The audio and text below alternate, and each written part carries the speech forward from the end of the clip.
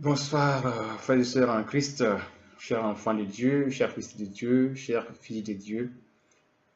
J'aimerais que nous méditions un peu un passage de la parole de Dieu tiré de Psaume 111. Là, nous pouvons lire au verset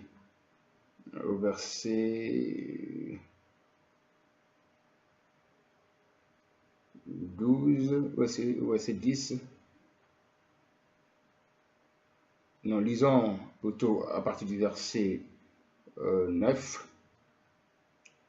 Ne me rejette pas au temps de la vieillesse, quand mes forces s'en vont, ne m'abandonne pas, car mes ennemis parlent de moi, et ceux qui guettent ma vie se consultent entre eux, disant, Dieu l'abandonne, poursuivez, saisissez-le, il n'y a personne pour le délivrer.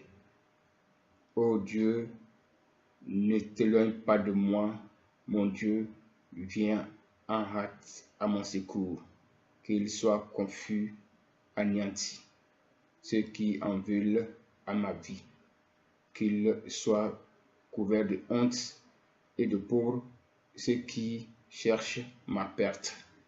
Ce psaume vient de David qui, donc, dans sa vieillesse, dans une faiblesse,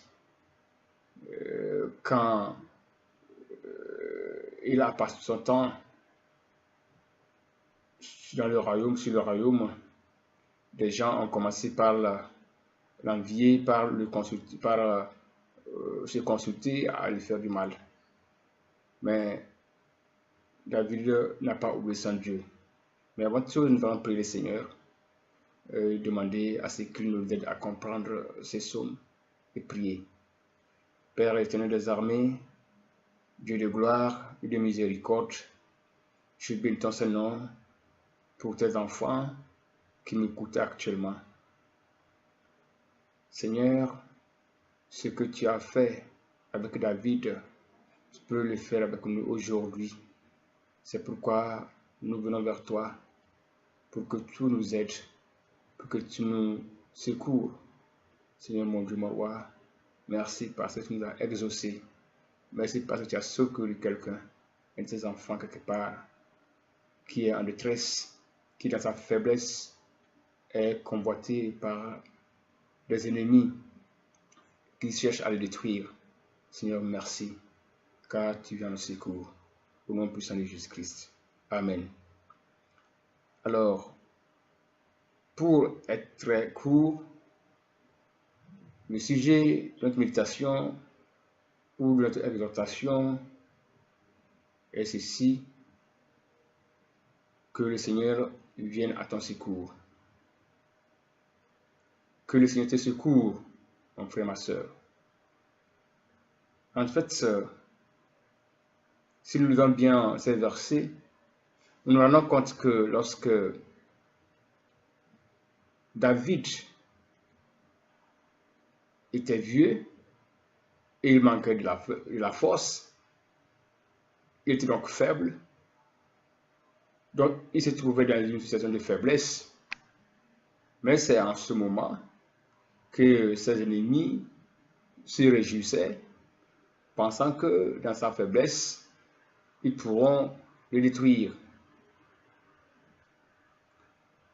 Ah, mon frère, il est arrivé ces moments dans la vie des enfants de Dieu où nous sommes dans des faiblesses, dans des situations de faiblesse, et les ennemis veulent nous abattre.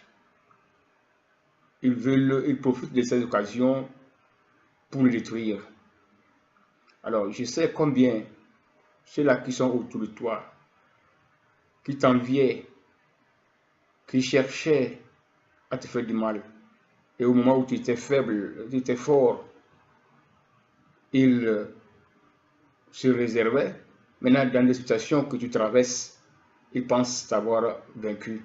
Ils pensent trouver l'occasion opportune, l'occasion favorable pour t'attaquer. Mais j'aimerais te dire ce soir que ton Dieu ne t'a pas abandonné. Dans ta faiblesse, ton Dieu ne t'a pas abandonné.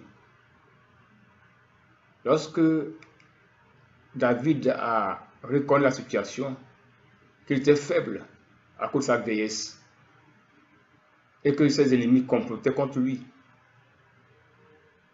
il a crié à l'Éternel.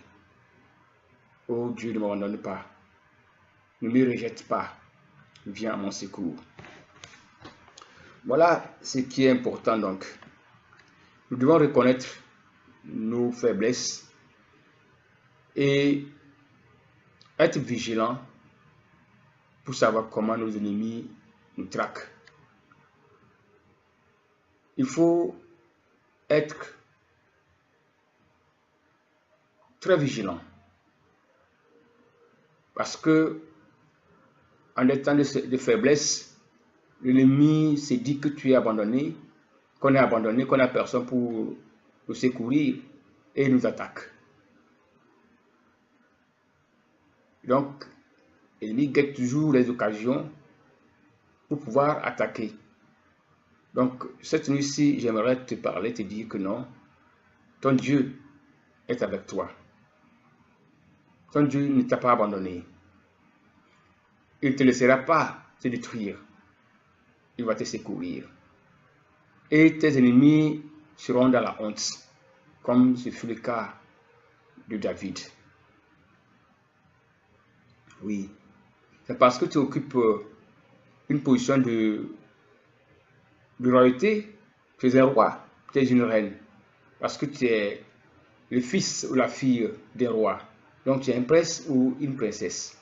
Et à cause de cela, beaucoup d'ennemis vont te poursuivre. Tes ennemis sont nombreux. Mais j'aimerais te dire ce soir que tu ne seras pas abandonné.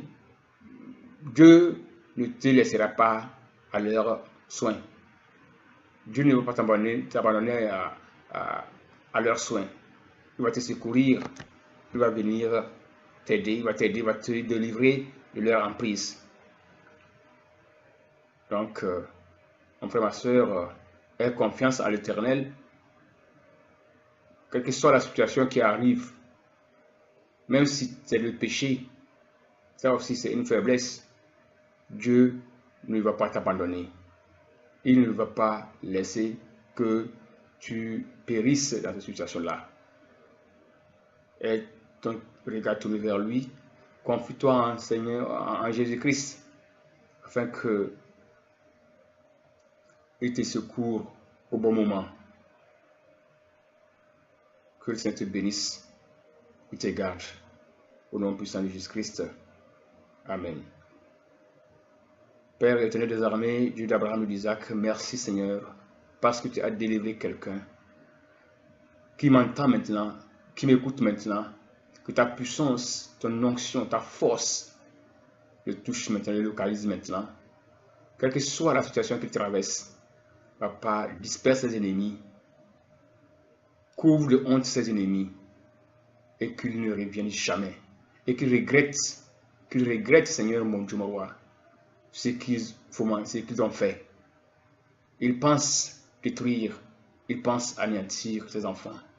Mais Seigneur, nous savons que tu es fidèle, que de ta justice, tu nous défendras, tu vas nous protéger, tu vas nous garder. Et tu vas couvrir de honte nos ennemis. Et tu vas nous élever. Encore, Papa, merci, car tu as touché ta fille, car tu as touché, ô Seigneur, ton Fils. À toi la gloire, la louange et l'adoration, au nom puissant de Jésus-Christ. Amen.